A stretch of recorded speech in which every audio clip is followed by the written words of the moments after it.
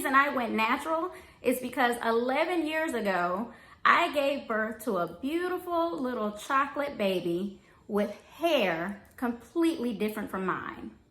So as a parent, I put it on myself to educate myself and walk that journey with her so that she would be always proud of her skin and proud of the hair that God gave her as her crown. Hi guys, and welcome back to the channel. If you're new here, I'm Vandy, and if you're a returning subscriber, welcome back. Unfortunately, today's video is not going to be on tips, tricks, and techniques.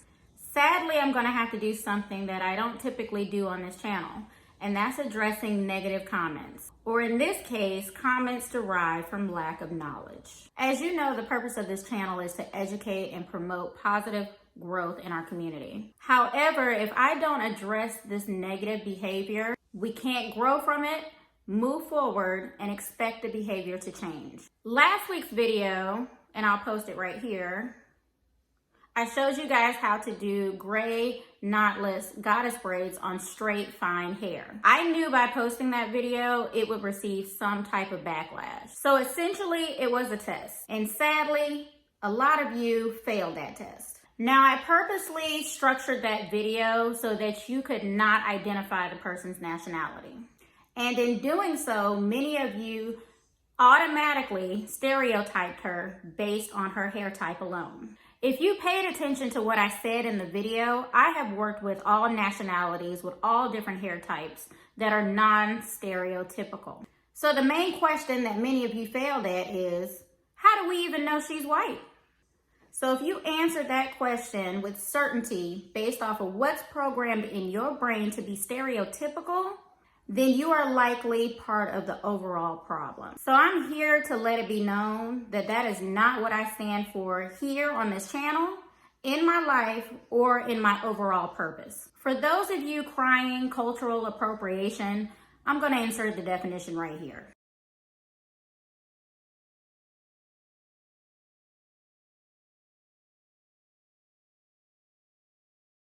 So now that you've read the definition, I'm going to tell you my interpretation. I interpret it as something a culture may take from another culture and call it their own, or believe to be something that they created. I will acknowledge that there is evidence of this taking place, and especially in American pop culture, but I implore you to ask yourself this question, and I'm just curious. So if we as Black people and Black women and Black men get upset when non-Black people take on something that we believe to be something that we own and created, how come white people aren't crying cultural appropriation when we sew in long blonde straight hair?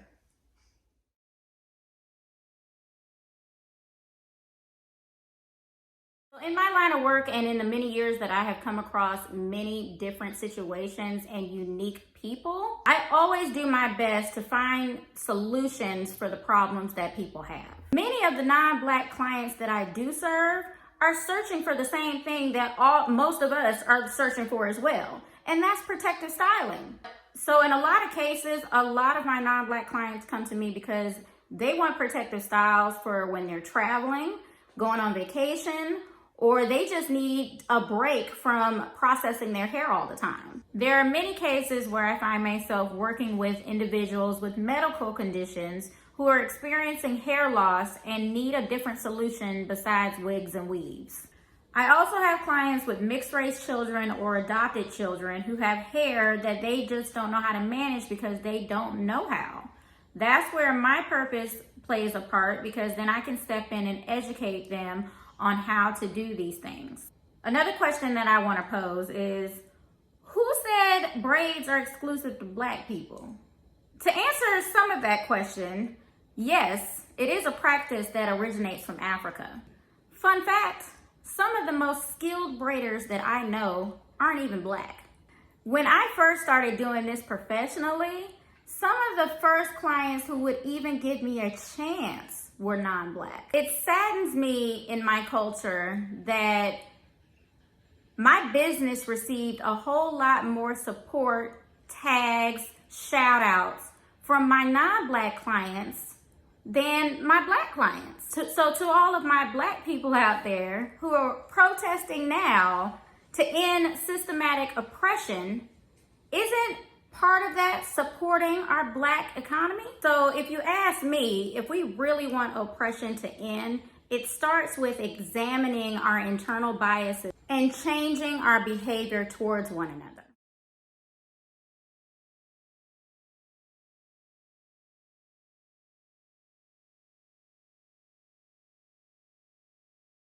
We all wish to be judged by our character, whether we're black, white, purple, blue, green, or whatever. I myself used to be offended when people would ask me if I was mixed race just because of my hair. I am actually not mixed race. My parents are black, their parents were black, their parents were black, and the parents before them were slaves. The whole reason I went natural is because 11 years ago, I gave birth to a beautiful little chocolate baby with hair completely different from mine. So as a parent, I put it on myself to educate myself and walk that journey with her so that she would be always proud of her skin and proud of the hair that God gave her as her crown. So before I even was doing all of this, I worked my way up in corporate America for 15 years. I know what it's like to feel like I have to flat iron my hair and straighten my hair and dress a certain way for an interview. I know what it's like to change my name on my resume so that it would sound less black just so I could get a foot in the door. I started all of this because I was so sick and tired of the oppression. I realized that if I wanted a seat at the table, I was gonna have to create that seat for myself. And in order to change the way those people were thinking around me, it was on me to educate them. So in doing so, I had to look within myself and realize when people ask me that question, am I mixed race? That's not a time for me to be offended. That's a time for me to educate.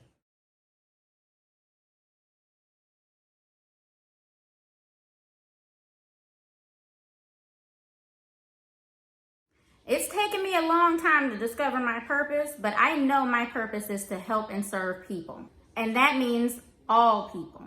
I share what I know because I know how hard it is to find help, especially in my profession. I know how hard it was to find a teacher. When I couldn't find one in my own camp of people, God sent me people to help me along this journey. And if I had turned those people away because they weren't black, I certainly wouldn't be here today speaking to you now. So if you have a problem with what I do and how I do it, it's okay if you unsubscribe. No love lost. We wish you well in whatever journey you continue on. And for those of you who choose to stick around, I implore you, find opportunities to educate one another in love.